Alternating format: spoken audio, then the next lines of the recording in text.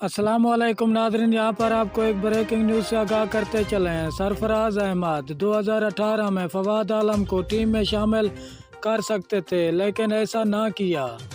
हम आपको मुकम्मल तफसील से आगाह करेंगे। इससे पहले अगर आप हमारे चैनल पर न्यू हैं या पहली बार विज़िट कर रहे हैं तो चैनल सब्सक्राइब करें, साथ दिए गए बेल आइकन को ऑल पर कर दें ताकि हर नई आने वाली वीडियो आप तक बआसानी पहुँचती रहे। तो आपका कीमती वक्त ज़ाय किए बगैर चलते हैं वीडियो की तरफ। क्रिकेटर और कौमी सिलेक्शन कमेटी के साबिक रुकन तौसीफ अहमद का कहना है कि सरफराज अहमद अच्छे कप्तान ज़रूर थे, लेकिन उन्होंने अपने अख्तियारात का दुरुस्त और बर वक्त अंदाज में इस्तेमाल नहीं किया।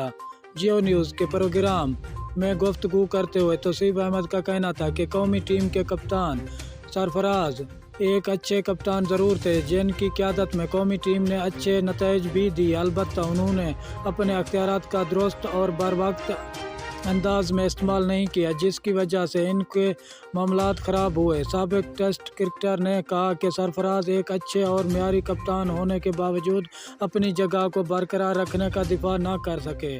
शुक्रिया नाज़रीन, हमारी वीडियो देखने का। मिलते हैं।